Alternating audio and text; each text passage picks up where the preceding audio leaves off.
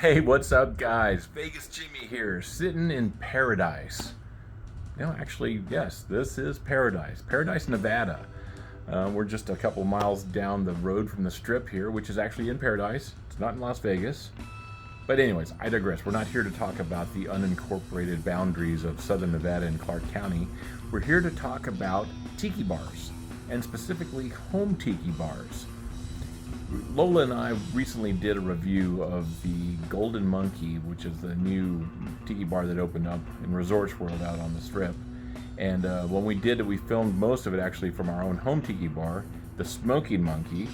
And we had a lot of people asking us questions about it. So we figured what a good time to, show off our home bar and tell you a little bit about building it. Also, a lot of people were interested because we used a Tuff shed to build it. So we're going to talk to you a little bit about what we did, what the process was like for converting a Tuff shed into a tiki bar, and just some of the other things that we ran into in building a home tiki bar. But anyways, enough with the yammering. Let's get to hammering. Let's go ahead and walk you around, and I'll show you the outside first, and then we'll go on the inside and take a look. All right, guys. Well, welcome to my backyard, and as you can see, here is the Smoking Monkey, which is a Tuff shed which we've turned into a tiki bar. It's an interesting backstory as far as what was on this piece of our backyard before, but we'll get into that a little bit later. So as you can see, we've done a little bit of greenery around here. We are in the desert, so trying to make it look tropical is a difficult thing, as things do not like to live out here. So you got to find what works and hope that it doesn't die in the brutal Las Vegas sun. But depending where you live, I'm sure your experience is going to be different as far as how you deal with what plants that you can grow and stuff like that. So again, yeah, we've got a bit of our tikis that we got out here. We've got our cannibal. That's my buddy right there. If anybody's familiar with Gecko, his brother is the one that actually designed this tiki right here. But yeah, so we've got a few things here. So let's go ahead and show you the best part of the tiki, which the Smoking Monkey, which is actually the inside. So let's go ahead and jump on in here. Oh, hey there. Hey there. What you cooking? Oh, just a little something for me and you. All right. Well, the timing is perfect. I'm just telling everybody about our tiki bar here, and maybe we could sit down, have a drink, and talk to them about building a Tuff shed tiki in the desert. Welcome. Come on in. All right. Well, welcome inside the Smoking Monkey Tiki Lounge, guys. As you can see, I'm joined by my lovely wife, Lola. Hey there. And as you can also see, this doesn't really look like much of a Tuff shed inside the bar here. And hopefully, at least, we put a lot of work into it to where it doesn't look like any kind of shed. But we want to just talk to you guys quickly about how we went about building it and just some of the different things we went through in going with a Tuff shed or just a general shed conversion for our tiki bar. We could have done a palapa, we could have done a gazebo, some other outdoor building, but once we looked into it a little bit more, this really made the most sense. So depending where you're at in the country, I know Tuff shed is kind of the nationally known brand, but maybe you've got a local manufacturer that can build these outside buildings, little garages or workshops, and would fit into what you're looking for. But for us locally here, the little bit of investigating that we did in Las Vegas, Tuff shed was really the way for us to go. Yeah, what we really liked about it was that we could customize it. They have multiple sizes available to fit the space that we had available. We liked the fact that we could add things or not add things. So in our case, we got a 10 by 14, and the only customization we had done was a hole cut for the air conditioning unit that we were going to install. And then we also had a Dutch door installed where you can open up the top part only if you wanted, when the weather's nice. But another thing that we took into consideration when planning our space was that we wanted our bar to feel enclosed and very dark. Anyone that's ever been to Frankie's Tiki Room knows when they walk in the door and it takes that 60 seconds for your eyes to adjust before you can even see. We kind of wanted the same effect in our bar. So a shed with a door and something we could close ourselves in and kind of escape from the world was really important to us. So it worked out perfectly. Yeah, so you can see like on the tuffshed website, there's options. You could add windows, you could add extra doors and whatnot like that. But again, for us to create that true escapism and where it doesn't feel like we're anywhere in the desert, we really wanted it to be dark in here. So that's why there's really no windows, and even the door that we have seals up really good. So when that door's closed, it's pretty dark inside. It turns into something else. Yeah. Now, and again, the other options that they have, they'll go as far as putting up paneling for you, doing some of the wiring. We went with a very bare bones shed when we got ours. So, when they came to do the installation, they set it up in 2 days. It was ready to go, but it is just pretty much just a shell of a building. The floor is roughed in. We had no paneling on the walls or anything. And I specifically asked for that because I did the wiring myself, and that was something that I wanted to do, to have a little bit of control over where I'm going to put the outlets. One thing I'll say is, regardless of how you're building your tiki bar, outlet placement is very important. For anybody that's been in different tiki bars, even though we like it dark, there's still a lot of lights that are used in it to add that, that element of the different kind of colors and stuff like that. So you end up putting a lot of lamps inside your tiki bar. So you want to keep in mind where the placement of those outlets are and where you're going to have switches to control that, and also the circuit that is going to be going on. So keep that in mind when you're designing your own tiki bar, as far as what your usage might be. If you're going to have an air conditioning system, if you're going to have a refrigerator under the bar. Some people might want to put TVs in there. I don't like a TV in my tiki bar, but you might like that. So think about those things when you're going to be putting your outlets out and throughout the bar. All right, so now we've got our electrical done. The shed is up. We need flooring, and we need to put something up on the walls. So one thing that I did for the flooring was actually sourced it from OfferUp. But you can go on OfferUp, Facebook Marketplace, Craigslist, different sites like that to try to find some, not just the flooring, but other elements for your tiki bar. There's some really good deals out there. And part of the fun to me in building something like this is kind of doing a little bit of treasure hunting and see what deals you can get out there. A lot of times people, when they're putting new flooring in, will have to buy overage, and you may be stuck with 150 square feet of this extra flooring sitting in their garage. We only paid $30 for this because somebody really wanted to just get rid of it. So be sure to check out some of those sites for some of those specials. Also, the other thing that we did was on the walls, we went with bamboo paneling halfway up, and then you could see where we did the bak matting on the rest of the way up. Where we sourced those back in the day was from both Forever Bamboo and Oceanic Arts when it was in business. Now we know that sadly that is no longer, but there is other sources to get some bamboo and some of that bamboo materials out there. Now I'll say this, and Lola can talk about this a little bit more, but when you're putting up some of this paneling or working with natural materials, don't be too worried about how straight things are. He and I both very much like our straight lines and things to fit together perfectly and perfectly lined up. Immediately, as soon as we started working with the material on the walls, we let go of any idea of anything looking perfect. Again, like Jimmy says, it's natural material. Not everything is going to be perfectly straight or lined straight, or there might be a bump here or something that sticks out or imperfections. But that is the beauty of the tiki bar. That's the beauty of the materials that you're working with to give it that handmade kind of look, that natural look. And then on top of that, our bar specifically, it's going to be dark anyway. You're going to have a lot of layers of decor on it. Exactly. It's not going to matter. It's really not going to show. You are going to be the only one that's going to know that maybe something isn't exactly perfect in that little dark corner over there. But again, as you can see, it's covered up with a lot too. So number one piece of advice, when you're working with these materials and building out your bar, let go of the idea of perfection. If you want to mess with it that much, I don't know that it's actually going to matter. I think that in the end, it's going to look handmade, it's going to look charming, it's going to look what's the word for it? Handcrafted. Yeah. And in reality, I think the imperfection of a tiki bar is what makes it perfection. It's the charm. It's truly the charm. So now, we've got our walls up, we've got our flooring in. Tiki bar isn't much of a bar without a bar.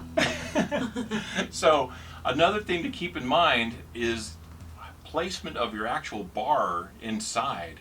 Kind of keep in mind as far as once you got the square footage of what your space is going to look like, where your bar is actually going to sit in relation to everything. It's almost like an empty house. A lot of times when you're buying a new house or moving into a new apartment or somewhere, it looks like it's so big, but all of a sudden you start putting your furniture in there and the room looks a lot smaller. So keep that in mind when you're thinking about your bar. This actual bar is another thing that we got on OfferUp. That's right. We sourced it from there, and it was really just a shell. It was a shell. All it was unfinished wood. Somebody had constructed it, I believe, and for whatever reason it didn't work for their space. It's very wide, as you can see. It's got a lot of depth to it. It's about 7 feet long. It fit perfectly in our space. And I like it too because underneath back here, you can't see it, but there's room for storage. But again, it was unfinished wood, but all we had to do was we bought some leopard fabric. I believe we got it on eBay. Yeah. And we sourced the Formica top, got a really good deal on a Formica top that we wanted just for cleaning purposes, to have something in Formica. Found a lovely piece that's a wood look that's worked really well for us. So before we knew it, with an afternoon, a couple hours with some adhesive and a nail gun, I believe, is what we used. We had the bar covered, completed, and inside. Yeah. Yeah, and that was, again, another fun element that I think that, again, boy, if you're lucky enough to have that old Whitco bar, or a true vintage piece to show off inside your bar, well, man, more power to you. That's awesome. But for guys like us, we kind of went the home built route, and we're really happy with it. I think it really has a kind of a punk tiki kind of vibe to it and stuff, and really just speaks to the aesthetic of the overall space. I think really just the bottom line is, with your actual bar, keep in mind that it's workspace. So you want to have plenty of room to maneuver as you're making your delicious cocktails. Storage is another important factor. Something that we, again, really liked about this specific bar was the fact that it has all kinds of room underneath the front, or underneath the back here behind. So we have plenty of place to store things like cleaning supplies and all the stuff that you don't want showing when you have guests over. Yeah. So it really worked out well, but really anyone, you can be as creative as you want to be with your bar, whether you, like Jimmy says, have a beautiful vintage Whitco piece, or if you construct something yourself or buy something wherever. Just make it your own, and make sure it fits the footprint of your bar. Yeah. And then with that, so once you got the bar, then you need shelving to put both your tiki mugs, display some of your other decorative items, and it's a bar, so we got to have a place for all of our delicious rum. So another thing to kind of keep in mind with that is weight. Although tiki mugs don't weigh too much, rum bottles, 2 or 3 might not be too bad, but all of a sudden you start lining up about 20 bottles on the shelf, and there could be a lot of weight on it. So really keep that in mind, however you're bracing those shelves are, or if you're using a bookcase, which we did. And again, this is another thing that we sourced. I had a friend that was actually redecorating an office, and I said, these fit perfectly in here. So now we've got solid cabinets in here to hold the mugs and for a lot of the liquor that we use inside the bar. So again, different elements to kind of keep in mind as far as constructing the bar and different things that you're going to need. And again, more and more we start adding this, and less it starts looking like a Tuff shed inside here. So one of the almost last things that you got to do now is somehow you need some lighting inside here. So even though we're creating a dark escapism kind of element to inside the shed, you still got to be able to see something. So in that, try to take in consideration as far as, there's lots of places to source cool tiki lamps, different lighting sources. What we did actually, we went to a lot of both thrift stores and some of the like home goods types of places, and you might see something that's supposed to be a candle holder, but you flip it upside down and all of a sudden like, man, that would be a really cool lamp. So go on Amazon, get the light fixtures that go through it. You can get some cords that actually look like rope. So again, that's another one of those elements to where you're bringing a DIY kind of element to it. And this lamp here and this one up here are two that I made ourselves, and it really just adds a really great unique look to it. That's right. You can find a lot of interesting pieces to put together or take apart even, like he says. Go to Home Depot. Some of these things were just outdoor candle holders. Look up wicker. Anything wicker, summery, nautical, any kind of outdoor stuff. See if you can take it apart. A beautiful basket. All you got to do is add a lighting fixture and some hanging hardware, and you can have a beautiful light to hang from your ceiling. Yeah. And again, that really adds just that whole element of the tiki bar inside with the lighting. So now, now we've got our lighting up, and now the most fun, well, not the most fun part, but I know a lot of us, so us personally, we had been carrying around boxes, and it became more and more boxes as we moved to our different homes that just said Tiki on it, because we knew one day we were going to build our Tiki bar. And depending where you're at, maybe you're able to display a couple mugs and some of the little knickknacks you picked up here and there, but our intent was always to build a true tiki bar. So we finally were able to break those boxes open and start putting masks on the wall and different mugs on the shelves, and really creating our own space. And I'll say that depending where you're at in your tiki journey, whether you're new to tiki or you've been like us doing it for years, collection is that. It's something that you collect and you build over time. So little by little, you'll continue to kind of create that space. And I would say this, that a tiki bar is never done. It's never truly done. I mean, there's so many times now that we'll be out and about somewhere, and it's like, oh my gosh, that would look so cool in the bar. And we'll bring it in, and even to the point that, maybe there's certain spots where there's not a good fit for it, but you end up starting to rotate things, and like us, it's almost starting to overflow and get into our kitchen now. It is fun to play around with it. I know I think the important thing with that is make it your own. Get what appeals to you. Get what you like. I mean, you can look online. You can go on Instagram. There's tons of inspiration out there. There's many people who have beautiful tiki bars outfitted. There are so many good ideas out there, and really key to make what speaks to you. What do you like? Do you like certain colors? Do you like a certain style of mask or mug or lights? I mean, really, there's just so many options out there and so much inspiration. Yeah, and I would say this, that's a great segue, because another source of inspiration, which actually anybody that knows the Tiki world, Tiki Tom-Tom just came out with this book, Polynesiacs, and it's literally a book of home tiki bars, which we happen to be in here. Guess who's in there? So the Smoking Monkey is in here, and a bazillion other great home tiki bars. So proud to be in this book. Yeah. Tom has done a wonderful job. He's an amazing photographer. His writing is fantastic. He's a storyteller, and he spent a year, I believe it was, traveling the United States, visiting people's home tiki bars. Yeah.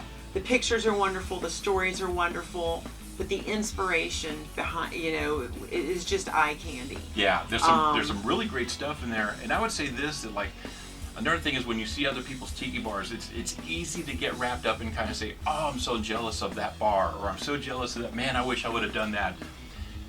I would say let go of that feeling and be happy with your own home tiki bar, because as many times as I see other people's tiki bars, I'm like, oh my gosh, they did that and that's so cool, I wish I would have done that, or I wish I could do this. I have to come back and say, you know what, I love my space. There's so many times we're sitting in here, and even if we're not drinking a tiki drink, I'm just listening to music and sitting in here and just enjoying it. to me, just being in this space that I created, that we created, and knowing that my things are in here, it just really has a real special feeling. So make your tiki bar your own, and add that little element to it. We've both got elements of from Lola's grandfather's barometer that's in here. My dad has an antique shortwave radio that we've placed in here, and pictures of our family members. Again, it personalizes it and really makes it our own space. So a lot of times we get hung up on what's tiki, what's not tiki. Do your tiki bar the way you want it and enjoy it. As long as it makes you happy, at the end of the day, that's what matters. That's right. So, with that, I think we've kind of covered everything. Maybe we'll do more videos in the future of our specific bar. We are part of the Sin City Tiki group, which Las Vegas has a lot of wonderful backyard tiki bars. So I've already talked to a few of our friends, and I think we're going to go around and film some of their backyard bars and show you some of the differences there, and give you more ideas of what people are doing in their own backyard. So if you've gotten this far, we really appreciate your time. Please like, subscribe, all that stuff that YouTubers always tell you, but it does help us grow this channel. And believe me, this isn't going to be just a tiki channel. I'm going to keep doing my little adventures out and about, but we had enough people that were asking us questions about our tiki bar that we wanted to kind of show it off to you and just give you some ideas for maybe your own home bar. But we do have merch, which I don't really make too much money off of it. Probably it's enough to get us a coffee somewhere. But we'll put the link below if you want some Smokin' Monkey merch. I don't know, send us a message. Maybe I'll send you a coaster and some stickers or something like that. And if you're ever coming to Las Vegas, be sure to hit us up. And who knows, maybe you'll catch us on a day where we'll open up the bar to you. So with that, again, want to thank you all for watching along with us today. Again, I'm Vegas Jimmy. And I'm Lola. And we will see you off the beaten path. Mahalo.